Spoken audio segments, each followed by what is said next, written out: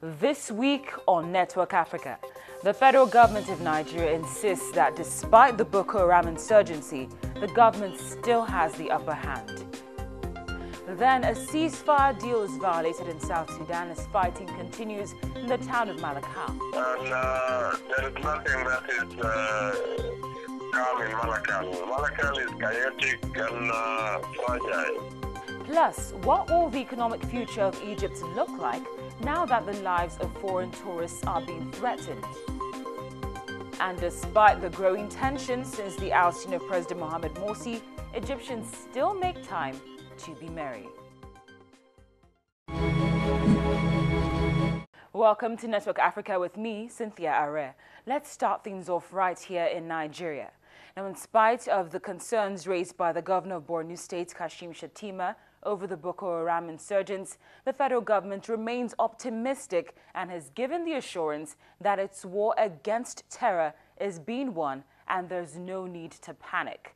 At a news conference in Abuja, the senior special assistant to the President on Public Affairs, Donyo Kupe, revealed that the military is fully equipped to deal with security threats to the country's northeast. There was an attack on Bama. We are yet to get the actual number of casualties, but I was told that they had inflicted a lot of damage on the town. Otherwise, the military are doing their best. Network Africa. Now let's check out other top stories making rounds in Africa. In South Sudan, it's starting to look like a case of one step forward and two steps back as fighting has broken out in Upper Nile State, making this the first major clash since the government and rebels signed a ceasefire agreement back in January. Both sides have accused each other of starting the violence in Malakal, the capital of Upper Nile State. There's been fighting in most parts of the town. Let's speak to Philip Aguirre, the SPLA spokesperson who is currently in Malakal, to give us more details on the situation there. At the moment, Malakal town, which is the capital of Upper Nile State, been attacked yesterday by the rebels of Riek Machar, which has used massive numbers of armed civilians mobilized on a tribal base. Attacked Malakal town jointly with the forces that defected from the SPLA and joined Riek Machar. The fighting is continuing up to today, and the town is now divided. The northern part of the town is under control of the SPLA, and the center and southern part of the town is under the hands of the rebels. The SPLA is also in the eastern part of the town. This is the current situation in Malakal town. Both sides are accusing each other of starting the violence in Malakal, but you're saying it's the forces of Riek Machar, and they're saying it's the government forces. What exactly prompted this, despite the ceasefire deal that seemed to have been reached a couple of weeks ago?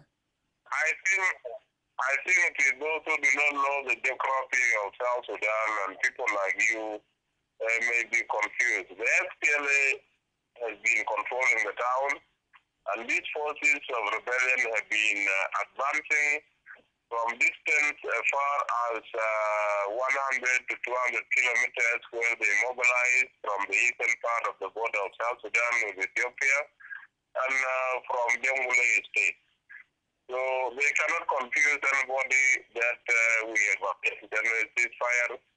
And the commander of Riek Machar forces, by the name Major General Gados Garquat, has stated clearly last month that he will never implement any ceasefire, and his mission is to attack Council Malakal and control the oil field and strike a deal with foreign powers. That is a clear political objective of their operation. So we are just doing the normal thing, that is protecting the territorial integrity of South Sudan, the people of the Republic of South Sudan, inside Malakal town.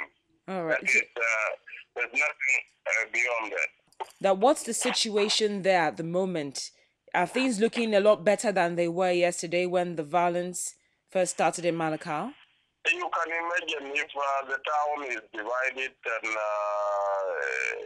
there's nothing coming down. The violence is still there. The town is chaotic. Those forces that attack the town include people who have motive of looting to destruction of the building that were not destroyed in the last attack is happening. They are breaking houses. They are attacking patients in the hospital, killing the sick people. And there is nothing that is calm in Malakal. Malakal is chaotic and fragile. Now, the search for gold has led to the death of at least 3 people and the arrest of about 22 others. The bodies of the 3 illegal miners have been discovered at a disused mine east of Johannesburg in South Africa. The abandoned mine is in the same area where more than 20 illegal miners were recently rescued after being trapped underground for several days. Now, those miners, who were reportedly trapped by a rival group of illegal miners, were arrested after they emerged from the shaft. They are due to appear in court on charges related to illegal mining. The land around the town of Benoni near Johannesburg is dotted with disused mine shafts which attract men from around the region, including Lesotho, Mozambique and Zimbabwe, with the promise of remaining gold deposits.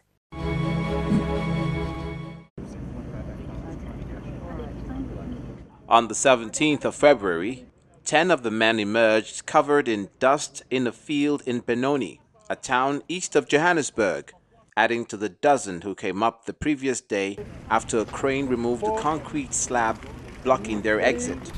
We've assessed them. That is from a patient care perspective. They are doing fine. They've been handed over to the Organized Crime Unit, SAPS. They are the proper authorities dealing with the matter. They were given a cold drink and medical check before being taken away to the nearby police station. Reporters were not allowed to speak to them, and police and private mine security guards stood at the entrance to the ventilation shaft in case an unknown number of other miners who refused to come up changed their minds. I think due to the fact that they're apprehensive regards the issue of organized crime, due to the fact that it's an illegal operation that they are undertaking. So yes, with regards to some type of arrest, etc., naturally so, they are very reluctant to do get out. So whether they want to stay down, I'm not too sure. I can't answer that. But the negotiations, and to answer that question directly, is to try and get them to the surface, such that we know we can assess them from a patient perspective, and then hand them over to the correct authorities. Illegal mining of abandoned shafts is common in the gold mines around Johannesburg, with informal miners living underground in dangerous, cramped conditions for weeks on end as they dig out small parcels of gold-bearing ore. Many are illegal migrants from Zimbabwe, Mozambique and Lesotho. Fatal accidents are common, and underground battles between rival groups have also been linked to the incident. Bullion producer Gold One, which owns the mine, had blocked the shaft with a large slab to prevent access, but the illegal miners burrowed around it. The slab then shifted, blocking their exit until it was removed by rescue workers.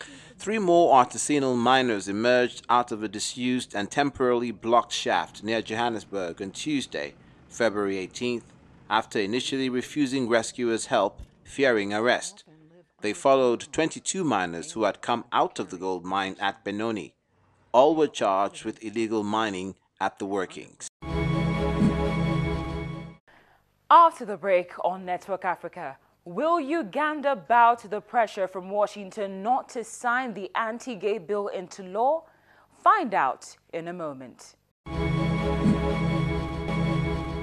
Now, Uganda is on the brink of joining the likes of Nigeria, Angola, Burundi, and well over a score of countries who've got anti-gay laws in place, and they've vowed not to succumb to the pressure of Washington, which does not support the move.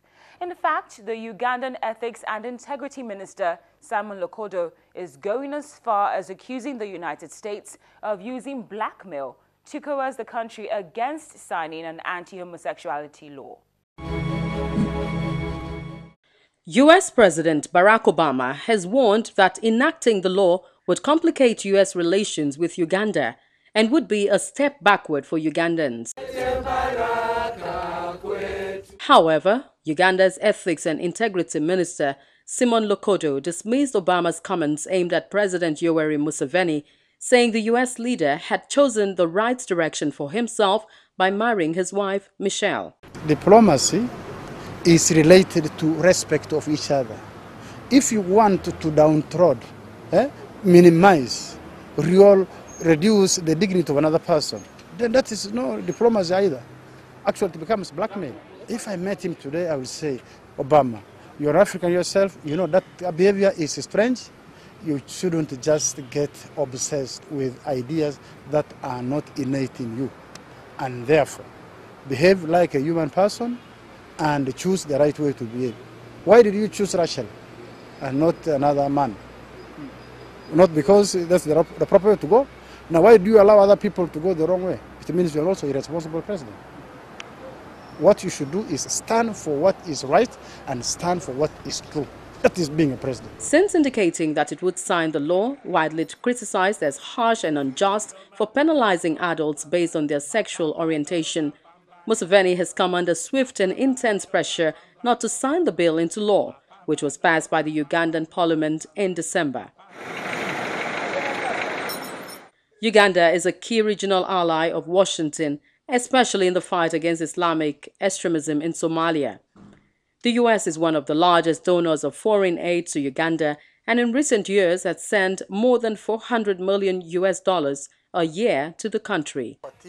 Lokodo downplayed the threat of a cutoff of aid, saying Uganda would not succumb to what he called dishonesty and blackmail. They're free to use their resources the way they want, but we don't like to blackmail others.